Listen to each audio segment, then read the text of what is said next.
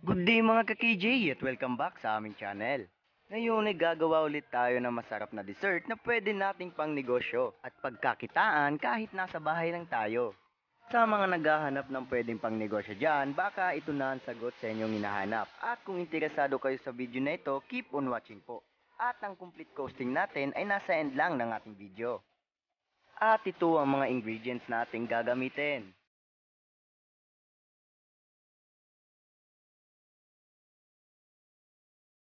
Pero bago natin simulan, please subscribe our YouTube channel. I-hit mo na rin ang notification bell para lagi kayong updated sa mga susunod naming video.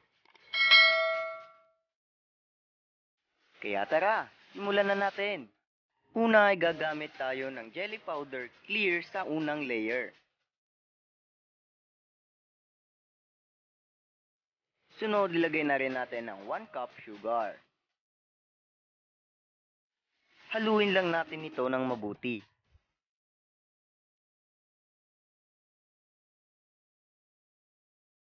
At pagkatapos ay ilagay na natin ng 3 cups water.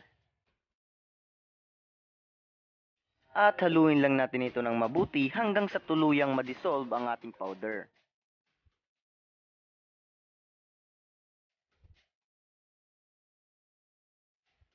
Ilalagay na rin natin ang condensed milk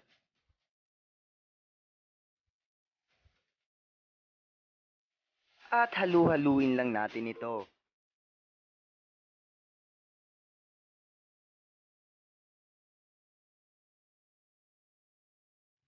Isunod na rin natin ang ating all-purpose cream.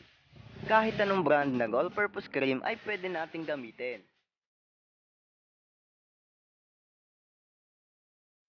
Pagkatapos ay halu-haluin lang natin ito.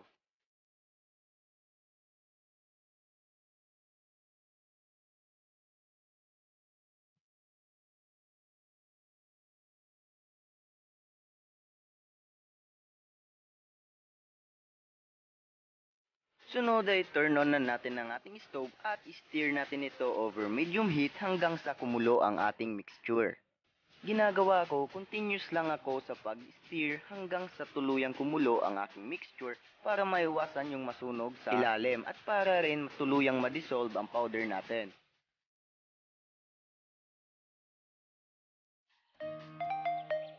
At ayan, kapag kumulo na ito ay pwede na natin itong hanguin, tuluyan na natin itong palamigin ng kaunti. At ngayon ay gagamit tayo ng 3.5 ounce cup. Ang gamit kong cup ay microwavable cup. Pwede rin kayong gumamit ng kahit anong klaseng cup, depende sa inyong kagustuhan. Ilalagay lang natin ang ating mixture sa ating cup. Kalahati lang ang dapat natin ilagay para sa unang layer.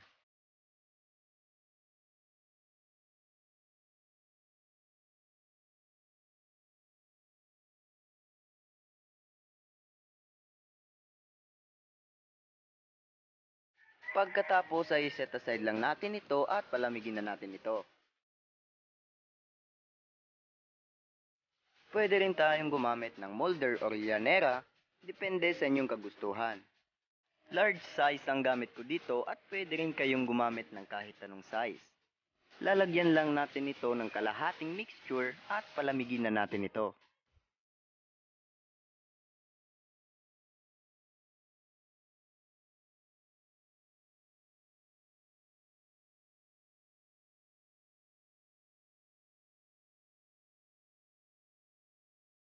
Para sa second layer, maglagay lang tayo ng 3/4 cups unsweetened cocoa sa ating mixing bowl.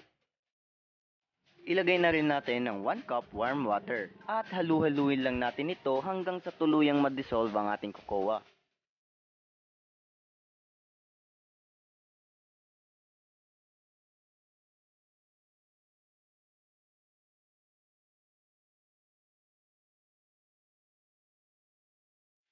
Kapag na-dissolve na ang ating cocoa ay pwede na natin muna itong iset aside. Gagamit ulit tayo ng 1 pack jelly powder, clear at unflavored. Sunod ay ilagay na rin natin ng 1 cup sugar.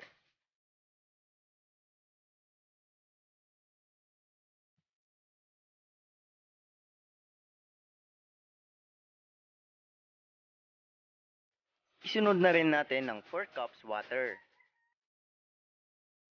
At halu-haluin lang natin ito hanggang sa tuluyang ma-dissolve ang ating powder.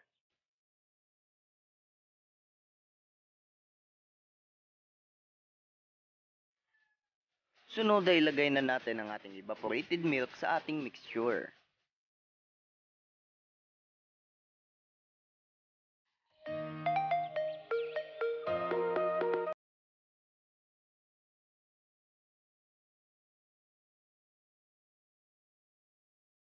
Pagkatapos ay pwede na natin ilagay ang ating dissolved cocoa sa ating jelly mixture. Haluin lang natin ito ng mabuti.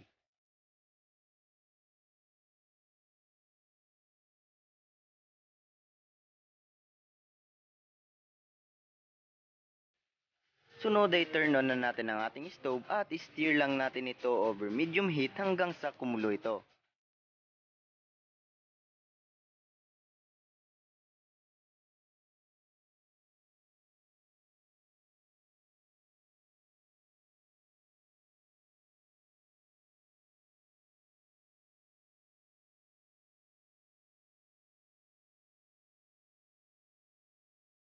Kapag kumulo na ang ating mixture ay pwede na natin itong hanguin at tuluyan na natin itong palamigin ng kaunti. Ilagay lang natin ang ating chocolate mixture sa ating ginawang first layer na jelly. Gawin lang natin ito sa lahat ng llanera at sa lahat ng cup ng ating paglalagyan.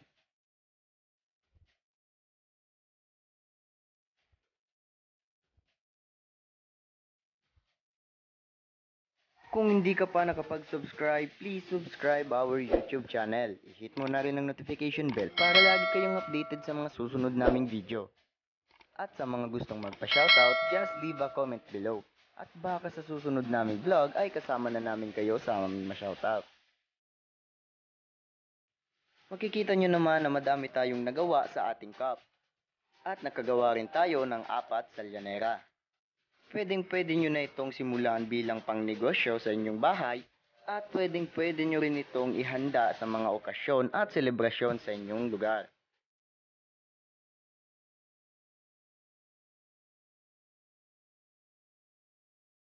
Pagkatapos natin malagyan lahat ng cups ay tuluyan na natin itong palamigin. Alisin na natin ito sa molder o llanera at ilipat na natin ito sa ating paglalagyan.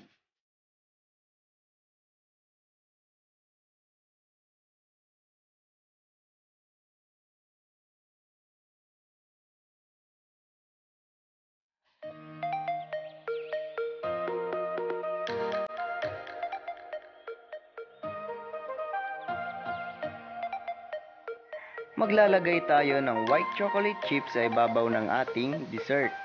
Ito ay optional lamang. Nakadepende sa inyong kagustuhan kung gusto nyo pang maglagay.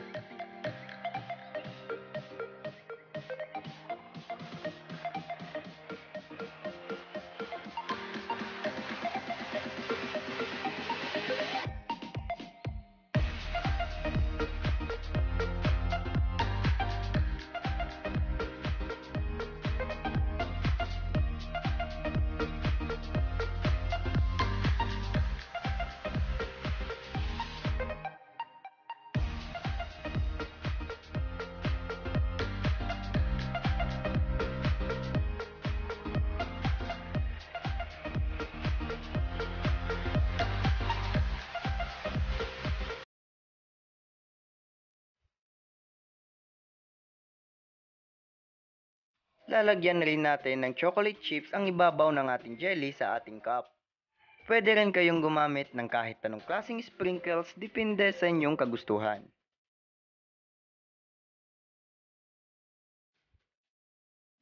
Pagkatapos ay lagyan na natin ito ng plastic cover at ilagay na natin ito sa chiller bago natin ito ibenta.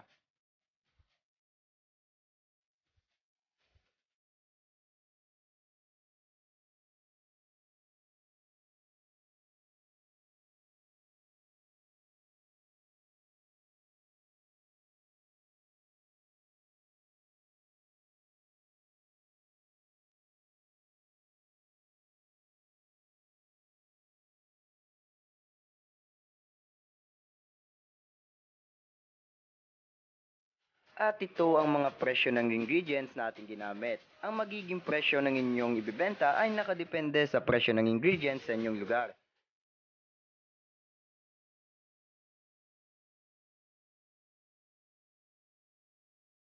At ang total cost natin ay 219 pesos. At ang nagawa nating cups ay 21 cups at 4 large llanera. Pwede natin itong ibentang nasa cup ng 15 pesos at 25 pesos rin per llanera. At ngayon ay magti-taste test tayo. Titikman natin kung gaano kasarap ang ating ginawang dessert at kung pwede na ito nating ibenta sa ating bahay. Makikita nyo naman ang texture ng ating dessert. Texture pa lang siguradong masarap na.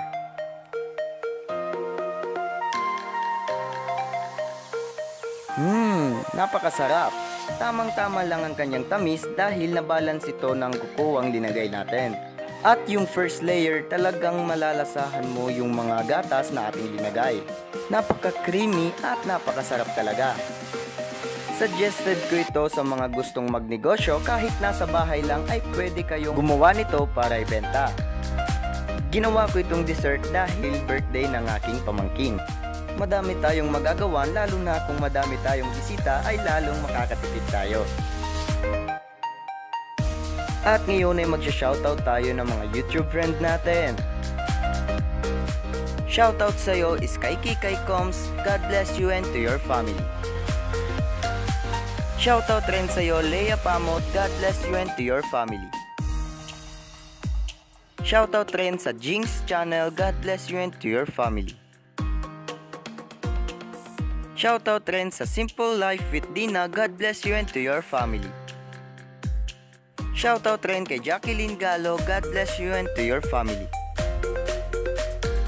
Shoutout rin sa Precoy Amigos TV, God bless you and to your family. At shoutout rin sa iyo Regine Huvisano, God bless you and to your family. And please subscribe our YouTuber's friend, DJ Honey D. Guwapong chairman.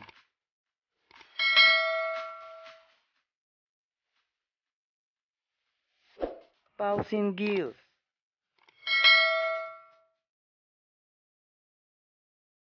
And also, KJ Channel. Huwag niyo pong kakalimutan ay subscribe ang aming YouTube channel. Ay hit mo na rin ang notification bell para lagi kayong updated sa mga susunod naming video. Kaya ito ang KJ Channel Negosyo Recipe for you.